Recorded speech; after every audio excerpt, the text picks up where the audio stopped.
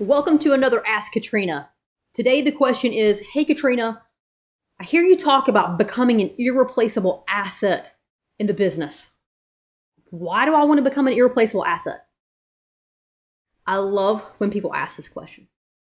Number one, it means that you're listening to the strategies that we're teaching and training you on, and you're starting to understand how to be successful in business. You're starting to understand how to move yourself and your career forward, especially if you are a new executive, right? Because that's really where I love to focus in on, and that's the group that I love to help. First-year female execs.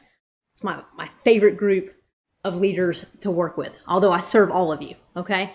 So the simple fact is, if you're asking this question, you're listening to what we're talking about, and you're now ready to understand, what is an irreplaceable asset? Why do I want to be one of those? What does it matter to me? Tell me more. It's really what this question comes from. Tell me more. And I'm ready to tell you more. So, an irreplaceable asset, let's define what it is first, okay? Well, let's just think about it. Let's not think about it through your professional lens for a second. Let's just erase that. What I want you to do is think about just in general. What does the term irreplaceable asset mean to you? Right? What does it mean to you? To me, being an irreplaceable asset means a couple of things. First, asset means it's valuable. An asset means it's something of value that is valuable to me that I really don't want to lose. That's what an asset is. Okay, now if we're talking accounting, we can talk accounting terms and it's going to be defined a little bit differently.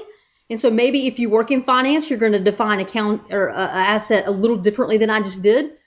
But I don't want you to think about it necessarily in financial accounting terms. I want you to think about it overarchingly from a worldly perspective. When we think of an asset, we think of something of value, meaning I personally value it because I am the decision maker as to what defines value to me or not, right? I define value. When you become an asset to an organization, the organization has defined value and they see you as valuable to them. You are an asset to the business, which means you're valuable to the business. When you're valuable to the business, when you're valuable to the person who decides value, your spouse, for example, it's another great example, right? Your spouse hopefully sees you as an asset, right? They don't want to lose you. You're important to them. You're valuable to them. Same theory. When you become an asset in the eyes of an organization, a person, a relationship, you fill in the blank. When you become an asset, that means that you do not want to be lost. They want to keep you, not control you. Be really clear. I'm not talking control. We're talking you add value to them, to the organization, to that relationship. Therefore, they find you valuable and they want to keep you around. They want to have you in the organization because you continue to add value to them, okay? You add value, they see you as valuable, which means they want to keep you, right? Now, what does irreplaceable mean? Pretty obvious, right? It means you cannot be replaced. Being an irreplaceable asset doesn't mean that you hoard all of this information, that only you know all the answers, that you're not a collaborative leader, and that you hang on tightly to things because you want control. No. That's not what makes an irreplaceable asset an irreplaceable asset. Because if you're hoarding information and not sharing it, inherently, you're not an asset. You're not valuable to the organization. Okay? So you see how that doesn't go together. You have to break that thought process if you think that that's what an irreplaceable asset is, okay? It's not hoarding information. It's not controlling situations.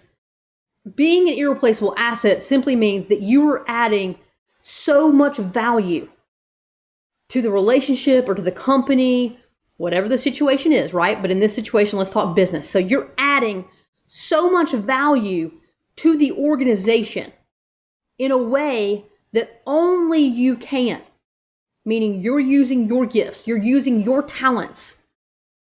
You're showing up and being authentically you and adding value to the organization in a way that only you can, that the company values so much that they don't want to lose you because of the unique things that you bring to the table and the unique way in which you add that value. That's what makes you an irreplaceable asset. Now, why do we want to be one of those? Pretty inherent, right? But let's answer the question. Why do we want to be an irreplaceable asset? Well, what do we typically want from our organization, from the company that we work for? We want a lot of things, right? It's a relationship, it's give and take. But typically one of the things that we want is we want to feel valued, and we want to know through feeling valued that our position is secure. That because we're adding value and we're doing such a good job, that we're being appreciated, we're being recognized, and we're being recognized not just verbally, we're being recognized not just with awards or things like that, but we're being recognized from a compensation perspective, and we're being recognized through the job security. Like, you do such a good job. You add so much value in the way that only you can. We appreciate you so much. We don't want you to leave. We love what you're bringing to the table. We love what you're doing. Every person wants to hear that. Every person on the planet wants to know that they're doing a good job, that they're adding value, that they are valuable, that they're secure in their role, that they're doing all the right things, right? That's just human nature. We want to hear those things. We want to be rewarded for our efforts when we know that we're putting in the efforts in the right way. So this is why we want this. We want it to be compensated. We want it to be recognized. We want it to feel secure in our roles. We want it for all of these things and more. So when we become an irreplaceable asset, it's a win-win situation. The company wins because you're adding so much value in a way that only you can, that, the company is just so excited that you're there. And they're appreciative of all the things that you're doing. As a result of them winning, you win because you get compensated, you get job security, you get to have the impact and drive change in the organization in the way that you want to do and have that impact and drive that change. You win, the company wins. That's why you want to become an irreplaceable asset. It is the perfect situation for you to create for yourself, because when you're feeling good and you're contributing, you're doing all the things that comes with being an irreplaceable asset, you then give yourself permission to live your life. You're doing so well professionally that translates and carries over into your personal life, and you can enjoy personally as well. You can take that success professionally and enjoy it and live your personal life. And both of those things are critical, and that comes about because you are an irreplaceable asset. Make sense? All right, if you're ready to become an irreplaceable asset, then you've got to master that one rule.